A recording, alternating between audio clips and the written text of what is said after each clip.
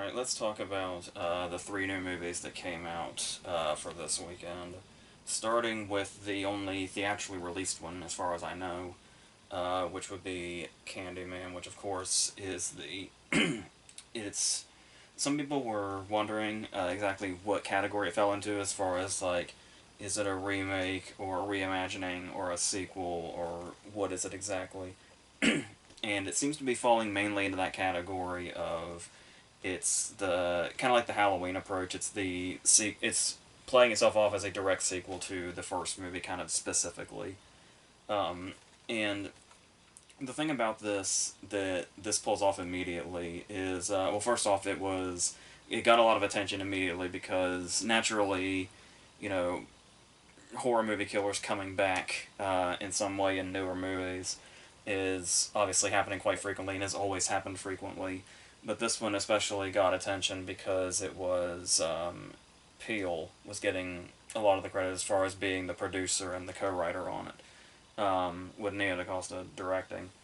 And the thing about that was, and a lot of people turn their noses up at this now because I guess because we see it so often. But the idea of the movie being like socially relevant, which is not new to this new one. It may have been a little more subtle in the '92 movie, maybe.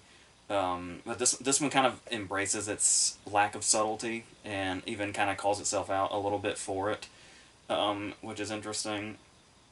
But the idea of bringing it back and doing more of the sequel idea, the reason immediately that works, and you can kind of tell really quickly just in its opening scenes, um, when you think about them bringing something back, your first thought is it really needs to be for a reason. And so is it gonna be basically a remake? Is it gonna be the same beats, or is it gonna kind of expand on it? And the really great thing about the Candyman concept, and you can even bring the two sequels into this as well, the Farewell to the Flesh and Day of the Dead, you can bring into this about the idea of expanding on like the urban legend factor, and that's what this one's main focus seems to be, which is really great. So, and I guess how you feel about how they go about expanding on that, but this whole idea, the when I first heard the idea and got the vibe of the idea of bringing multiple Candymen into it, I wasn't entirely sure about that. I think just because I and so many people are so attached to Tony Todd specifically. But the way they introduced this, and like I said, just the opening scenes alone, it's, if you're like me, you change your mind pretty quickly on, okay, I'm totally open to this now. Especially with this opening we get in like the 70s, I believe it is, when we're in that Cabrini Green area and we see another person with another Candyman-like backstory. Um, and this is a guy that already has a hook for a hand and offers candy to children who is falsely accused of putting razors in it.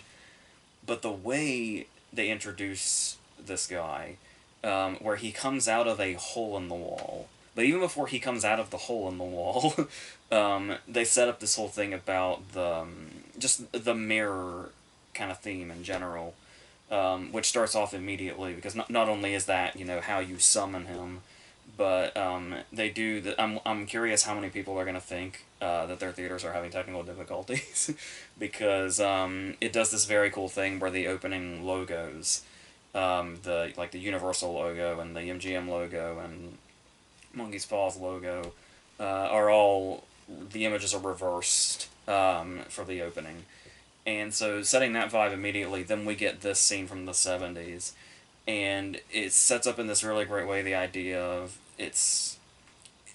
there's a door with a window in it, and there's a light that keeps going on and off in it, and the way it sets up that not just mirrors, like windows can also be mirrors. So like when the light goes out and there's something dark behind it, then a window can suddenly become a mirror. And it's funny to have to reference mirrors so many times, and especially with the Hall of Mirrors and Us, where there's that Key and Peele bit about about the killer in the mirror. But I'm assuming that's a coincidence. But so setting that up, and when the way they set that up along with this guy that's going to be, I guess you could say, our prominent Candyman for this, it appears to be. There are some things that are a little vague intentionally, I think. They kind of set up that whole mystic factor of what exactly, just how many Candymen we're dealing with, and the whole legend that goes behind that. Because obviously, if you remember the very end, the very last scene of the first movie, we had Virginia Madsen cross over into that territory as well. So it's something that's been set up right from the get go. That the Candyman thing is kind of a almost like a passed down thing. But and like I said, a lot of these ideas may sound lame on paper, but the execution really comes through on this. And like I said, I was won over pretty like in the opening scenes, I was kind of won over by this idea, and the fact that this was going to be what the movie was exploring. Because we also have our main character who is played by Yahya Abdul Mateen II, who feels like he's in everything now. So it's been very interesting to see him get bigger and bigger as he goes. And he's playing a character whose name Candyman fans will recognize immediately. But with the way the movie plays it up, I'm not sure if the filmmakers think audiences know that. It's a long time before they reveal who Candyman fans will already know who he is just by his name. And they say his name immediately. So, I don't know how to approach that as far as this goes. But you should. I'm gonna go ahead and say it because it's really something that is known, and they're also not keeping that under wraps by. I feel like it's been pretty well known that Vanessa Williams is in the movie, who was in the original movie.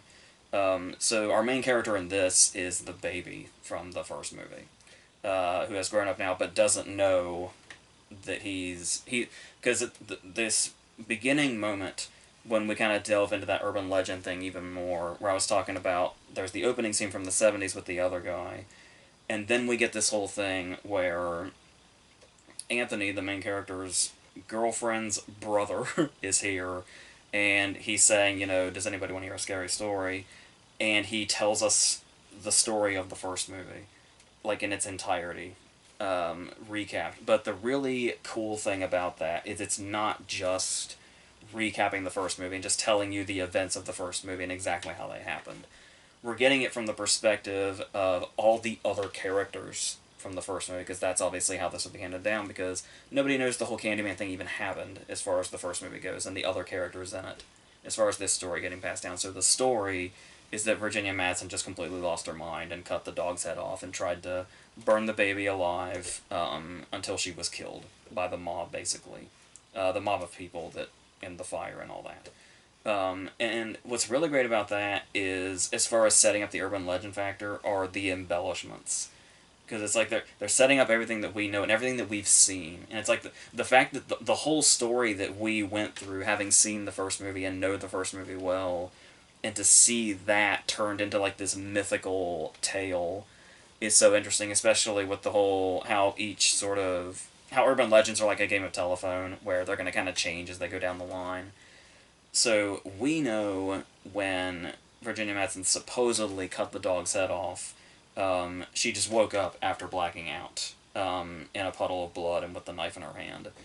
And in this story, as it's being told, there's an embellishment where after she killed the dog, she made snow angels in the blood.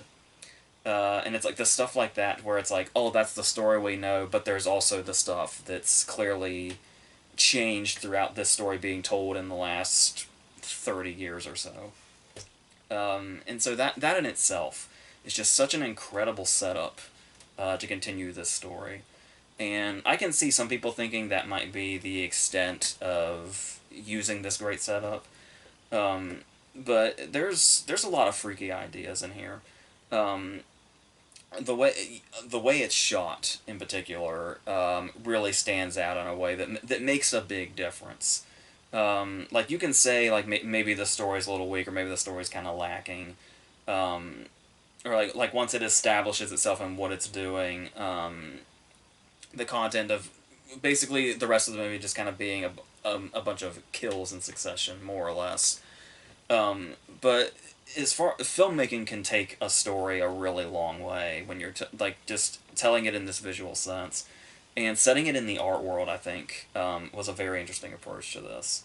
Having Anthony be somebody who's involved with art dealers and art critics and trying to and in these galleries trying to get his work seen. He starts getting inspired by the Candyman legend and then ends up becoming all consumed by that, because that's the thing we keep hearing is like the urban legend about Virginia Madsen's character is it just turned into she became obsessed and she was consumed by it, and that's what happened, and that's what the story's basically been up to this point, with people not realizing that the control that Candyman has over these people, and so to see that from kind of both sides and both perspectives is a really interesting way to look at it. But like I said, the way some of these kill scenes are shot, because it is a case of the gore and the kills are like a lot more prominent in this one than they would have been, and it's interesting because you would think like with the direction we're headed in horror when we've got like the A24 movies and stuff like that, and these ones that are trying to be a bit more like have a bit more to them than just the straight up horror of it. And like it's usually those underlying factors that kind of add a certain grounded quality to them that makes them even scarier and heightens the horror in itself. It's interesting to look back and see that the original movie only had like maybe 2 or 3 prominent kills in it, maybe 3 or 4 or 5, depending on which bodies you're counting. And this one's basically a straight up slasher movie. Like, they introduce characters in this movie strictly to be killed, which feels different. It feels different from the first movie, but similar to many other horror movies, which is kind of conflicting. Because it's like you kind of want to go a different direction than the first movie, but you want to also be your own thing. And it does succeed in that, because like I said, it's all about in the way that it's done and the execution. Because there are a couple of kills in particular in this that are shot in such an interesting way, and they don't like revel in the gore. Like they're really fucking brutal, actually. Like the sound plays a big part in these kills, rather than just the visuals of them. But there's a lot where the kills like aren't right in your face. Like there's one that's done from like an extreme distance. There's one that we see in like a compact mirror and we only get glimpses of. Like I said, the sound is kind of what really does it. The sound in general, throughout the movie, because it's like whether it be the kills or the sounds of bees like swarming. There's a really cool moment when Anthony's going to see his mother and he's walking through a tunnel while it's raining. And just inspired shots like that can take a story a long way, and keep it like alive creatively. Even if the story's kind of reaching these points where we either know where it's gonna go or it's getting ready. It's in a lull and it's getting ready to establish where the next step is going to be. But it keeps it. But there's an energy to it throughout it, and or a tension or a dread, depending on what's happening. And this was particularly amplified because another thing talking about like how the scares are done and how they're shot, and just the presence of mirrors and like how we're not just dealing with mirrors now, like windows, anything can be an opening.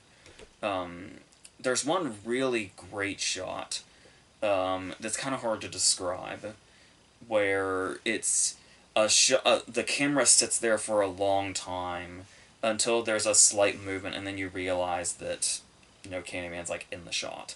But there's one particular scene involving an elevator, and the elevator is 6 mirrors, basically the 4 walls and the floor and the ceiling.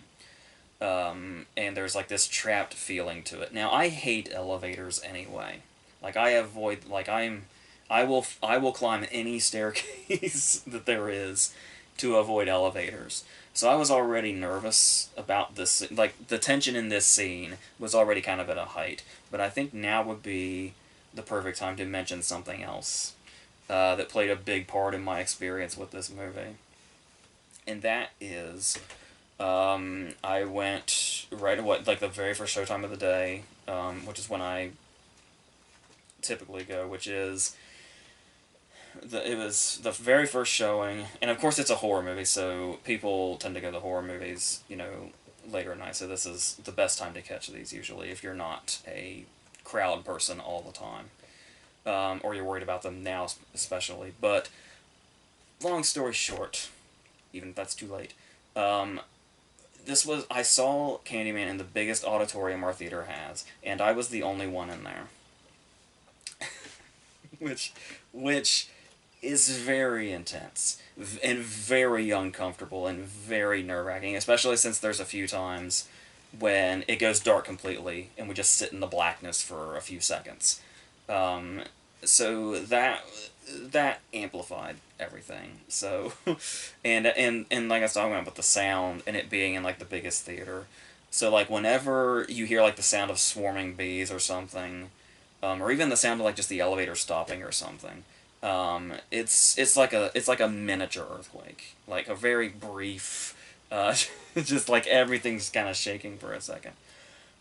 So it was almost like this weird dream or something, because it wasn't just that there was nobody in my theater. When I walked through the lobby, there was nobody there, and when I came out and I exited back through the lobby, there was still nobody. It felt like the whole building was empty except for the dude selling me my ticket. It was like some weird dream or something. So that kind of, like I said, kind of amplified the experience a little bit. But yeah. So on top of that, also, there's, like I was talking about, the way it kind of builds up that tension, even when there's nothing really happening yet. Before anything has even taken off, there's the scene at the beginning where Anthony's walking through the area where Cabrini Green is or was, and just like knowing the stories and having seen the stories, like being in just a character being in that area, it's like he's like walking through some sort of like literal ghost town of some sorts. Like not just a town with nobody visible, like a literal, like the entire place, the entire area is like a specter of some kind that he's walking into, and it's really kind of chilling. Um, but there are some things that are questionable, but honestly, not very big things, at least where I'm coming from. Like every now and then there'll just be something that doesn't work, like maybe a performance or two. Like I said, the way they introduce characters basically just to be killed, um, doesn't really, kind of leaves more to be desired. And then there's stuff like I don't know if it's supposed to be a comedic bit or what, or a comedic beat, but there's a character that has just seen someone close to him be killed. This is one of the people that's basically just like fodder to be killed. And so he's running away from this corpse and trying to leave this building as Candyman's coming after him. And as he's running away from this bleeding corpse and running towards the door, he's saying "must go faster," like he's quoting Goldblum in Jurassic Park, which seems really weirdly out of place. Like, I don't know. This stuff like that every now and then kind of sticks out in a not so great way. But that's, I mean, when you look at the whole thing here, it's very small. Because another thing this movie has going on is it's quite short. I mean, it's an hour 31, I think, which there was a time where an hour 31 was pretty normal, but these days it feels really short. Because so many movies are overlong and bloated now for some reason. Um, and I heard some complaints from or I didn't really look much at early reviews, but I heard like vague complaints that some people actually thought it was too short, like it was too rushed or something. Um, and I'm gonna guess that might have a lot to do with the ending, which I won't describe, but I will say I can imagine people seeing it as like kind of a blue balls ending, if you know what I mean. Where it's almost like it's just getting to what you really want to see, and then it's like done. Um, and while I can definitely sense the disappointment, and there's one particular thing that I was quite disappointed in that had a lot of build up going in, which honestly is not surprising in retrospect, but yeah, there's one particular thing that people will probably be disappointed in if they go in hyped up about one particular thing about this movie. But even with that, I think I love the ending because, like I said, we're in night now, and I saw it this morning, and it's been setting in nicely. And it's like I was talking about like how, or I've talked about before how it's like when you see these new movies weekly, a lot of the time they may not leave an impression, and like even when you've seen them that day, like 2 hours after you've left the theater, you're onto something. Like you're not even thinking about that experience you had anymore because when you watch movies so often, like weekly, a lot of them will tend to just kind of come and go, and it's like yeah, I did that thing, and now let's see what next week's gonna happen. Um, and it feels rare to be at the end of the day to be like, you know, 12 hours or more after seeing the movie and still thinking about it. And yeah, throughout the day, this movie was sticking with, like I was thinking about the movie like all day. Uh, and so that's actually something that goes a long way for me now. If I can do that with a movie, since they come in such quick succession now, especially something like this where it's like you think you kind of go in more or less expecting what it probably is, um, but there's a lot of stuff in here that was really sticking with me in a really good way. So something I didn't even bring up yet that's pretty prominent is the whole shadow puppet thing, where I was talking about how there's like recapping and stories being told and stuff like that.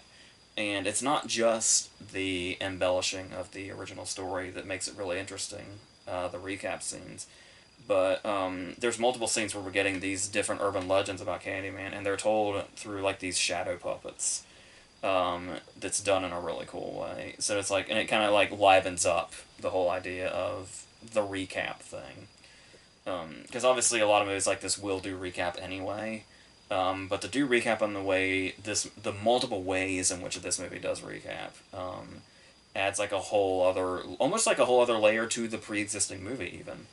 Um, so it's like it's almost, while the first movie is great as it is, adding this whole urban legend factor to it, almost like it feels like it's adding a whole other layer to the other movie already. So that's um, really good also, and yeah, and I also like that I mean, I guess technically you could say it's a jump scare movie, but the way they're done, like I like the fact that there's a lot of scenes that could be jump scare scenes or could be classified as jump scare scenes, but just the way they're done, they don't really feel like it. Like the scares feel really organic when they do happen. And like in the rare instance where something does like pop out, it's even like it's one of those cases where something may pop out, but it's been like built up to enough that you kind of know it's gonna be there. You're not quite. Um, like to give an example from the first movie, there's an incredible jump scare in the original movie. It has the shitty one like Xander Berkeley jumping onto the bed, but then there's the great one where Virginia Madsen is opening and closing the mirror on the medicine cabinet, and it really embraces that cliche of the audience expecting her to close the cabinet and Candyman will be in the reflection. And so she opens it, and it milks that moment for a long time. And then before she can get to the moment where she closes the medicine cabinet, his hand busts through the medicine cabinet. Like, without even... The mirror does not even come into play. um, and stuff like that is amazing. But it doesn't even have scares like that, even. It's almost like it's letting you... Like, you're told enough. And it's not the case of, oh, the jump scares don't work because they're too obvious. So it's intentional that you know that something is going, like they build up to it gradually. Like just to use an example to spell this out, because I'm having trouble getting the words out apparently. Um, we see when he's in the elevator, we see a piece of candy drop on the ground, and we see like blood drops, and it's like, so you know already by that when he looks up that something is going to be there. But it's still like the appearance of it and the way that it's done is still jarring in the sense like a jump scare would be, even though it's not really technically doing the traditional jump scare thing of throwing loud noise at you and having something pop from out of nowhere. But it still manages to accomplish that, so that's really interesting and really well done. So I'm really interested to see what else Degas can do. It's kind of like I was talking about with Krasinski with the Quiet Place movies, where it's like I'm curious what else they're going to do in general, but I'd also be like even like just as amped about like seeing them do more types of horror specifically. Even though it would be interesting to see them in general, see what else they could branch out and do. But to see if they have such a firm grasp on this is, yeah. So I think that's pretty much all. As you can see, I'm literally running out of words as I talk, which means that I'm done. So we can go on to the next thing. But yes, I'm really happy with this as far as like continuing the story, and like I said, the way it's setting in my mind is really working with me too. So that's great. So let's go to He's All That, which is something that I only just learned the existence of recently. So talking about the whole, is it a reboot or what is it exactly, or is it a remake or what it is?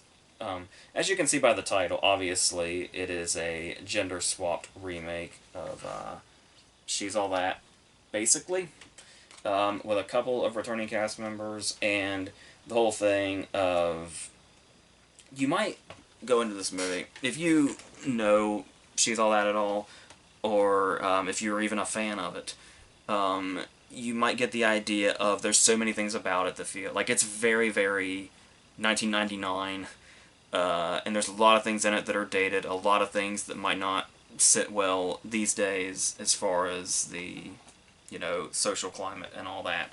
So, if they were to make a gender-swapped remake of this movie, you might have it in your head, naively, that this is going to be some smart commentary on, like, 90s movies versus now, and what in 90s movies seems fucked up now. And you can do that in a clever way. It might seem very, you know, ham-fisted to just say that and imagine it, but you can do something like that in a clever way, I would think. But I think this movie has just as much problems, if not more. So, I don't know what the fuck happened or why this movie exists, but, yeah, because you'd also think it's going to be some sort of tongue-in-cheek thing. And, like, yeah, they play the song, and Rachel Lee Cook is in the movie and says, "Why do I know this song? It's got shit like that, too." They do a big choreographed dance scene, and Matthew Lillard's there as the principal, and he says, you know, this school has some weird-ass traditions. It's like, I'm not saying the movie would have been better if it was just that stuff, but that kind of stuff is what I assumed this was going to be, and I'm not basing the movie's quality on what I was assuming necessarily. I'm just saying, that's what I thought it was going to be. I didn't realize it was going to be the shit show that it is. And it's, so, let's start with the main character. The main character, whose name I have to struggle to remember right now. I want to say it was Paget, I think. So we'll go with that. So she is a social media influencer. It's one of those things where it starts off and we're seeing her through the perspective of like a live that she's doing. So there's a chat and emojis and hashtags all over the screen while she's talking, as if we're seeing it from that perspective. Because that's what you do when your movie's really with the times and modern and happening now, or whatever the fuck. So, and she's constantly calling things by their brand name and doing all that stuff. There's a point in time later where her friend is eating KFC with the logo facing right towards the camera, and I was just waiting for the moment she told her friend, "Hey, I need some of that Kentucky Fried Chicken." It didn't happen, but I was fully expecting it because everything else gets their brand name, because it's that kind of movie. I mean, yeah, that's the influencer thing, but it's also that kind of movie. You get it? So, and that's what she does. Now, here's a couple of problems just right away. There's just the existence of this character. And by the way, worth noting, I had to Google who the fuck this person is that's playing her. And I was like, this must be some up and coming actress or something. Like she must have auditioned or something, and it's like her first big thing. Well, no, apparently she's this gigantic influencer just like this. Apparently she's a TikTok star, is what they call her. So I don't know. I don't know what the fuck the world is anymore. Apparently, so that's how you get roles in movies now. So this TikTok star is playing this social media influencer to start this movie, and now, like I said, there's just two big problems right here immediately, and they both involve why the movie even exists. Because, like I said, I would think the only reason you would want to do another version of She's All That in 2021 would be because She's All That is so dated. And you want to kind of reshape that while also kind of making jabs at it being dated and stuff like that. But the thing about that is, while I clearly don't know a shitload about social media, nor would I care, one thing that I do know about social media is that the outlets change seemingly constantly. So any outlet that's popular now will probably be super dated very soon, and maybe even non-existent very soon, and it's just a continuous chain of that, is what social media is, basically. So, to make that what the main character is, it's her entire identity, and and by the end, that's apparently a good thing. Like, the fact that she gets her status and her followers back is the happy ending of the movie. And I'm sorry if that's a spoiler, but that's where we are. So, there's that. But now, let's go into something even bigger of a problem, I think. Like, even outside of the fact that, social media is dating constantly, is when you look at the fact that she is famous for a very vapid reason. Okay? So, let's rewind to She's All That. In 1999, let's go all the way back there and realize where the problem with this 2021 movie is.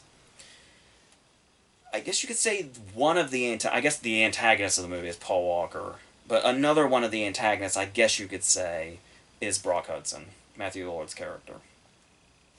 And the thing about Brock Hudson is that he is a punchline throughout the whole movie. Like, he was on The Real World, and he's like really, really full of himself. He's like so calculated about every move that he makes, and he's also kind of a complete bumbling idiot. And because he's all of those things, that's how he got famous. And it's not a flattering outlook on those kind of people. Like, Matthew Lord's portrayal of Brock Hudson is not flattering to the people like Brock Hudson, who there are many of in the world. And when you get to the scene, the dance scene, when they're at the party, and the whole joke of Brock's dance scene is that he is desperate for relevance and attention. When he's dancing and everybody's walking away from him, and he is just flailing in desperation to get people to look at him, and he thinks he's the shit. That's the joke. Like, he is a joke, and that is the joke. And now you have our main character, who we're supposed to love and root for, is playing a character that is famous, unlike Zach, that was his name, right? Freddie Prinze Jr. in the first movie. He was just popular at the school. As far as I remember, that was it. And the person that was really famous beyond that was the joke, the vapid person. And now the Zach of this story is the vapid famous person. and this isn't, like, that might sound like maybe they're doing it on purpose, and maybe that's a sort of tongue-in-cheek thing, or that's being a self-referential thing. No, like I said, her getting her followers back after losing them at the beginning is the happy ending. So, I don't know where this movie's coming from on any level whatsoever. But as you can guess, the plot is similar, only now it's this dude. And he just looks like a normal dude. But once again, that was the whole thing about, that was the whole thing of how they desperately tried to make Rachel Lee Cook look ugly when that's not gonna happen. Because she just doesn't have that, like, the whole thing of all they have to do is, like, let her hair down and take her glasses off. It was like half of the jokes in Not Another Teen Movie was how stupid that concept is. And now, here, we're still doing that, only it's with a guy now. A guy that looks relatively normal. But, once again, he's going to be part of this bet because he's such a lost cause. And she's going to see him as a bet. She's much more adamant about the bet than Freddie Prinze Jr. was. And then, of course, she does not have any idea. She has no feelings for him whatsoever. She's got nothing for him. It is all about he is the bet, he is the bet. And it is not until he cuts his hair and puts a suit on that she... Oh shit, there's a spark. Because say what you will about She's All That, and say what you will about Freddie Prinze Jr.'s range of emotions, you got the sense that Zach liked her before she walked down the steps. Like, there was something there, I felt, anyway. At least that's what I remember feeling. And Zach only felt self-centered to an extent.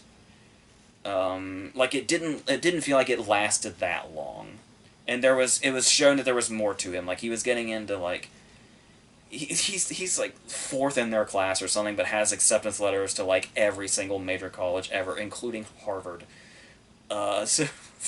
Like I said, let's be clear right now, we are not putting She's All That on a pedestal. She's All That is still She's All That, okay? We're not putting it on a pedestal just to put this movie down. This movie's bad in its own way. But, despite all those ridiculous factors in She's All That, and the fact that you would expect a movie in 2021 to be riffing on those, and turning them on their heads, instead of making them look worse, this character comes off significantly worse than Zach does, on, like, a moral level and every other way. This character is so up her own ass, it's, like, revolting. Like, the movie itself is infuriatingly shallow, and the thing is like, you would think, okay, it's one thing if the main characters are shallow, because that's a character flaw rather than a writing flaw.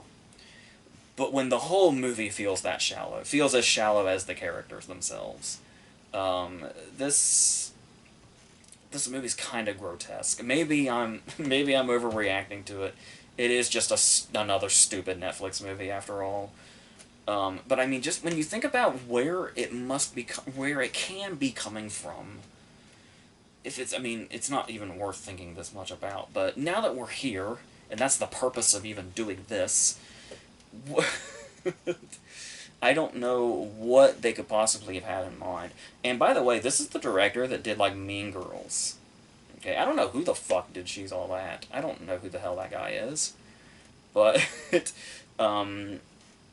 this guy did, like, Mean Girls, so you would think it would have some sort of wit to it, but then you realize very quickly how much of the wit of Mean Girls is just Tina Fey, apparently. So, yeah. So what, in a very, very roundabout way, all That really accomplishes is showing how talented Tina Fey is, even though she had nothing to do with this movie or She's All That. That's what it comes down to, apparently. But, yeah, so, I mean, as far as this love story goes, this guy has two traits. He's obsessed with his camera, and his name is even Cameron. He's also obsessed with horses. So there's that. I don't know if they're trying to turn the, in quotes here, not my words, crazy horse girl stereotype on its head by him being basically a crazy horse dude, apparently. That's because that's what they do. Like, more than 50% of their dialogue feels like it's just talking about horses.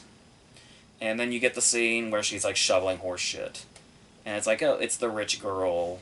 And she's dressed up in her nice, expensive clothes, and she's shoveling horse shit. Is this a fucking Sandra Bullock movie from the 90s? Because this was already a movie in the 90s.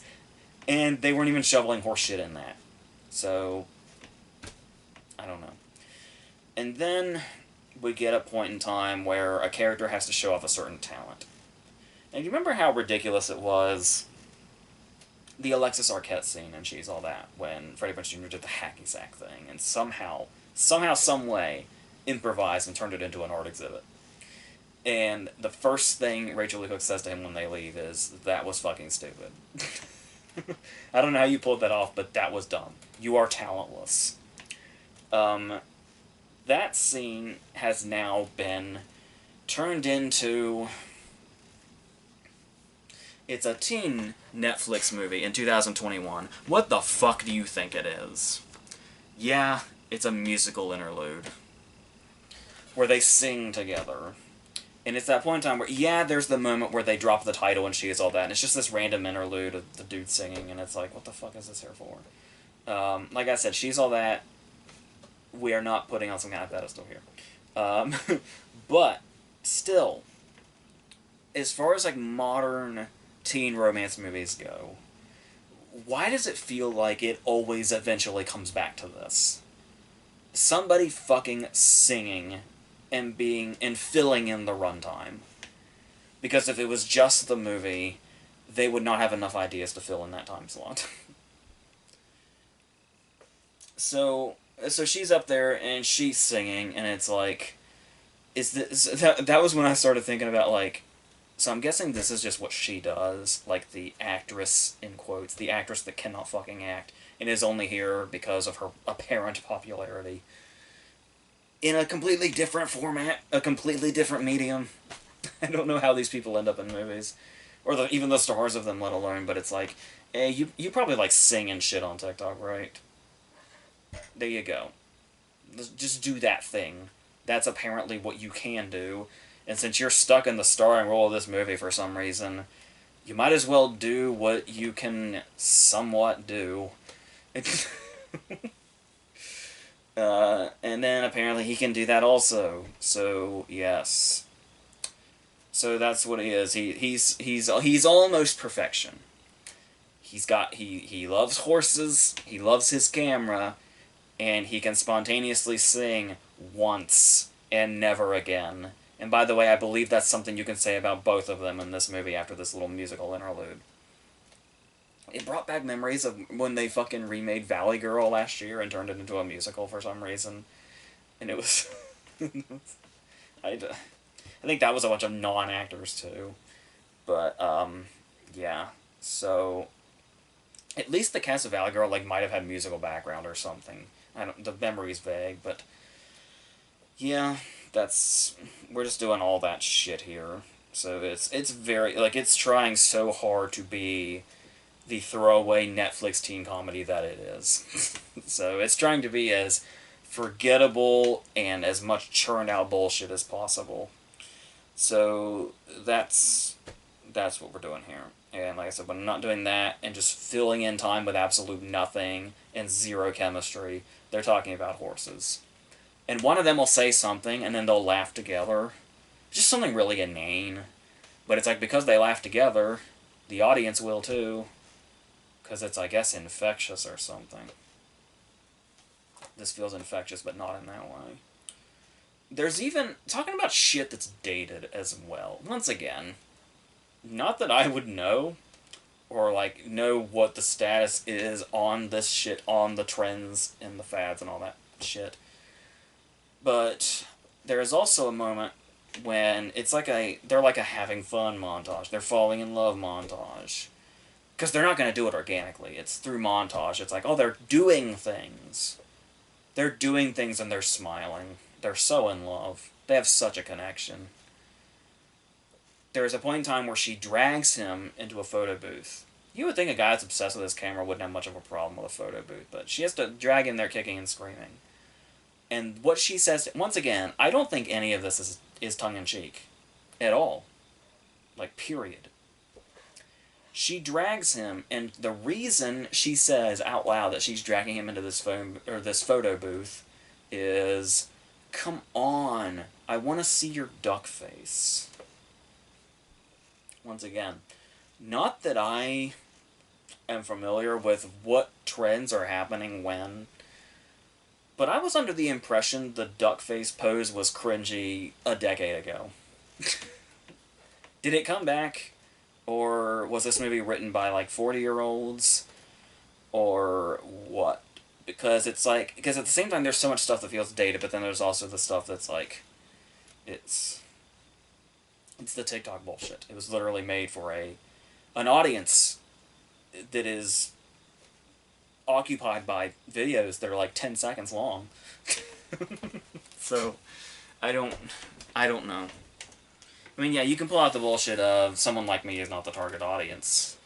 But, I mean, you could also say these are preparing audiences, I guess you could say. Like, these are... Like, there'll be people that haven't really seen that many movies or really even explored that many things that will come into this movie. And the fact that it basically caters to that whole idea of the small attention span and the... I don't want to get, like, all pretentious and condescending and shit, but I mean... I'm probably long past that, but I don't know. It just well, yeah, no. I think you could say the movie's unhealthy, and not even about the attention span thing.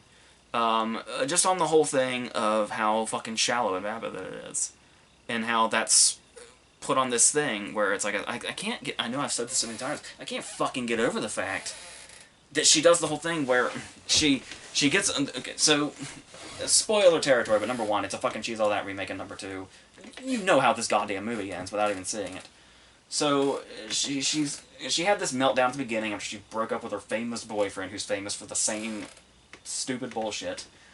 And she goes on the stage, and she has her big moment where she's like, hey, just so you know, we people on social media with, like, the millions and millions of followers, we're still human. Like, it's all kind of fake, actually. Like, we have the whole, you know, filtered pictures, we have all the makeup, and then she's like, but now with all that in mind, here's real pictures of me. Like, here's me with zits. Here's me just waking up. Here's me with no makeup. And what's really, really funny about that, especially, is that that's the... number one, that's the message, supposedly, was, hey, we're all just real people. We all just have flaws. We're not all the people you think are perfect on social media are not actually perfect. But then her winning everybody back over and getting her millions and millions of followers back is the happy ending.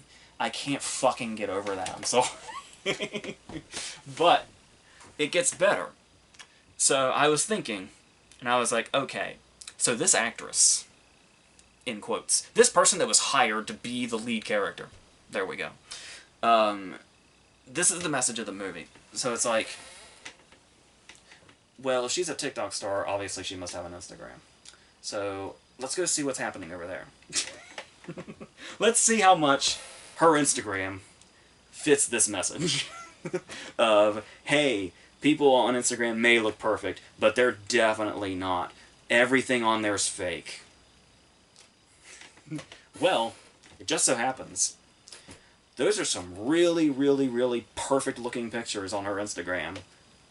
All of them. So... yeah. So yeah, I would say fuck this movie to its core. Because it's not just a, oh, I'm not the target audience. And, oh, the people who this was aimed for will at least like it. It's harmless. Is it harmless, though? Is it? This whole... I don't know. I'm sure I sound like fucking 80 years old or something to whoever might come... Who's ever out there and just have... Who's gonna seek out somebody talking about he's all that. I don't know who's gonna do that apart from people that want to, like, genuinely want to, like, know. Like, oh man, I hope he's all that is good. I better find out what people are saying about it. This would not be their destination that they were looking for. But, I don't know. I think it's yeah. But that's just what I think. Maybe fuck what I think. Maybe I'm coming from a totally wrong place. I don't know. But this movie might very well be evil as well. Whichever side you land on, I don't know. So, at least Matthew Lillard seems to be having a good time and earning some money. And there's that. And Rachel Lee Cook is just kind of. I feel like I was saying that she's all that. May not actually be all that, but I think Rachel Lee Cook and Matthew Lillard having to be in this is a pretty steep punishment for having simply been in She's All That. So, but they seem to be trying to make the most of it, I guess. And it's certainly like when you see Lillard dancing on stage, it's pandering as fuck, but it's like the one redeeming factor at least. So it's like, do something, Matthew. Bring some life into this, because we know that you can. You're clearly the most talented person here, by far. You're Shakespearean trained. But, there it is. So, alright. Let's go to the last movie, which is a movie on Hulu called Vacation Friends, with Laura Howery and John Cena. I didn't really know what this was. I just saw that it was a movie being released, and it was on Hulu, so I was like, hey, I have access to that. Let's see what the hell it is.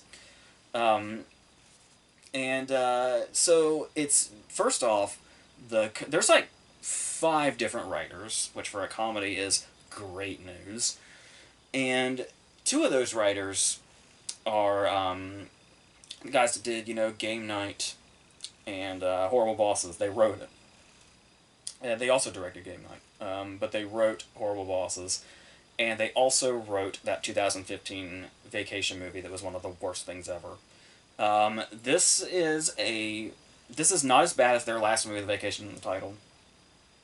But it's a movie I'm kind of split on, actually. Because when you look at the opening, you see Laura Howery and his girlfriend going on this vacation, and just by the picture there that they're going to eventually run into John Cena and his girlfriend. John Cena and his girlfriend are going to be super, super wild, while Laura Howery and his girlfriend are more reserved. And so that's the concept we've seen a billion times. But it's like, we'll see where they go with this. Because obviously we're dealing with 2 lead actors here who know a thing or two about comedy and have succeeded quite well with it before. So let's see what happens. But I will say, when they were getting there and the plot was kind of setting in, I was a little worried because I was like, back in the day, if you were to think about a vacation-themed comedy, you might think about, Chevy Chase and the Griswold family and stuff like that. But nowadays, when you think of a vacation-themed comedy, the first thing you might think of is the shitty parts of Adam Sandler's filmography.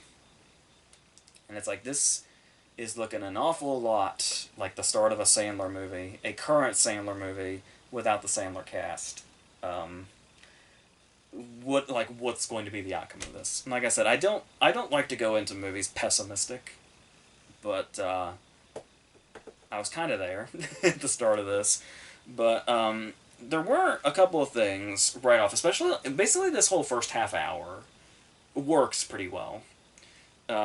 And starting with the idea that the first big problem to happen right away, like it's the very first thing, is that the reason they're out here is because Laura Howery is going to propose to her.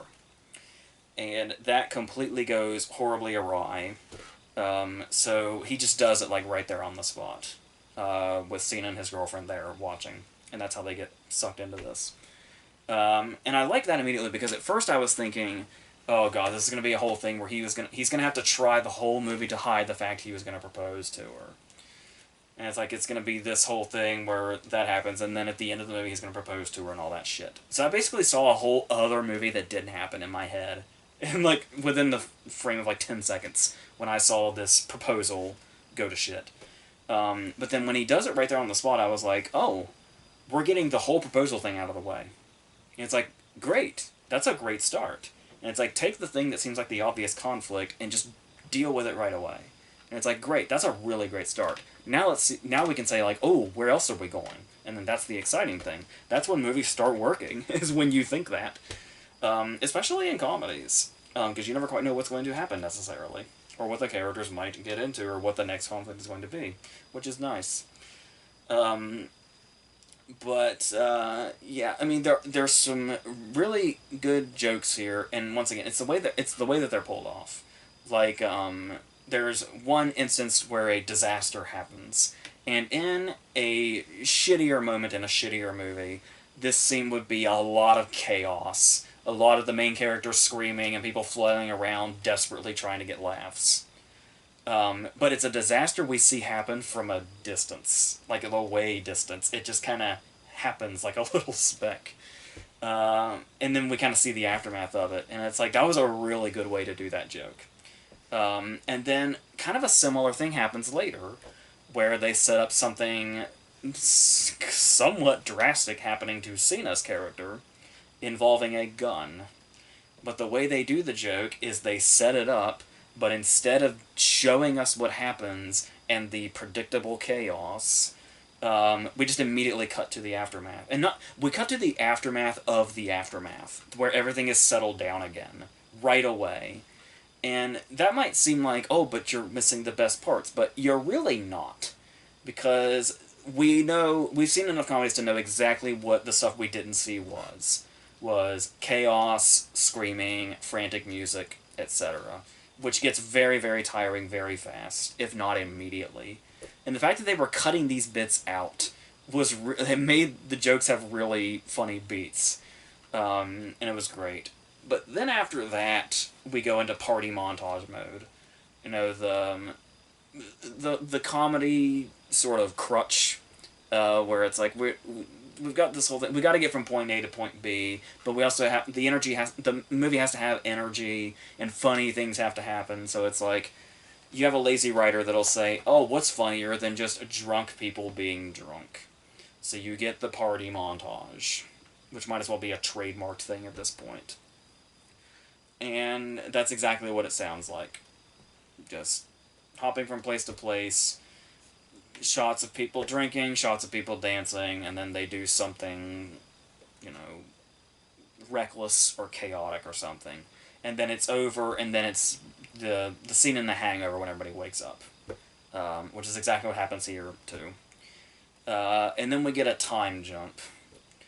And then it's that time jump that makes you say, oh, that first half hour wasn't the movie? And it's like, because the first half hour was kind of, even with the party montage, the first half hour was working. And then that time jump was really alarming. It's like, oh, well, if you want to find something that breaks a vibe, jumping ahead months after the stuff that was working. And then it turns into a wedding planning movie, and the chaos that ensues during that. And it's like, oh, well, how many times have we seen this goddamn thing? It's like, there was a while there was a whole stretch of time where it felt like that was every comedy that was coming out, was the wedding planning comedy, and the shit that went wrong. And that's all this. The next 2/3 of the movie, that's what it is. You've seen the movie, and it's the whole thing where it's, they get into these things, and it's like, there's a moment when he and Cena get kind of lost in the woods together, and something happens, and it's a bit that feels right out of 21 Jump Street. One of the really, really, really, really funny scenes in 21 Jump Street. It's just that again, but it's only mildly funny that it's happening. And then it doesn't really have any consequences, which is kind of the sucky part, because you're waiting for a payoff. I guess you could say, like, in 21 Jump Street, the payoffs were, like, seeing it from their perspective, and then seeing the real perspective, and they're just, like Jonah Hill's just, like, passed out on the field. And it's funny the way they did that, kind of mixing the chaotic energy with what was actually going on and all that. It felt like it had some sort of payoff, and the scenes here really feel like they don't. And it's like, it feels like they reach one point, and you're like, oh, I thought that would be a bigger payoff. I guess not. But then the scene keeps going, and then you're like it gives you hope, like, oh, this'll be the payoff. And then not really. There's not really any consequence or any sort of big comedic final punchline or punctuation mark to this joke. It just is. And then that's what it turns into. So, and then of course, obviously, everything is shown out and spelled out very obviously, where anything that's introduced in this story is going to cause a problem. Specifically, her dad giving Laura Howery the wedding rings and saying, these wedding rings have been in my family for however long, and I can't believe I'm giving them to you because I don't particularly like you, but you are marrying my daughter, so here's the most important thing in my fucking life. And it's like, yeah, I'm sure nothing will happen to those. I'm sure they'll be perfectly safe through the whole movie, and they won't send us on a whole detour that becomes the rest of the plot. That becomes the rest of the movie, basically. And that's the thing too, is this is one of those movies where a lot of things are, there's a lot of things that are not being said. Like there's things a lot where people are getting ready to say something really important that could solve everything, and they keep getting cut off. And it's one of those cases where the person doesn't just like say, "Oh yeah, that's going on," but I mean seriously, you kind of got to know this. They will just stop talking entirely if they get interrupted, and just completely not go into that. And the person won't even ask them to continue to go into it. We'll just go into the next scene so that that can be conflict for later, because the movie needs a turning point, needs an ending, needs a conflict to be resolved so it can end really quickly with sentimentality and, oh, the importance of friends or whatever the fuck. Um, those movies I talk about, I feel like seemingly constantly, when comedies just can't be comedies all the time. They have to try to be all dramatic and shit. It's like that Ebert quote I was reading a while back about how secretly all comedians think they're Chaplin. So many comedies are going to have those moments where they try to be super serious and say something really important, and most of the time it's not going to land. Because they're in a stupid comedy, and they didn't earn it, and it has no weight with these characters or this story or anything about it.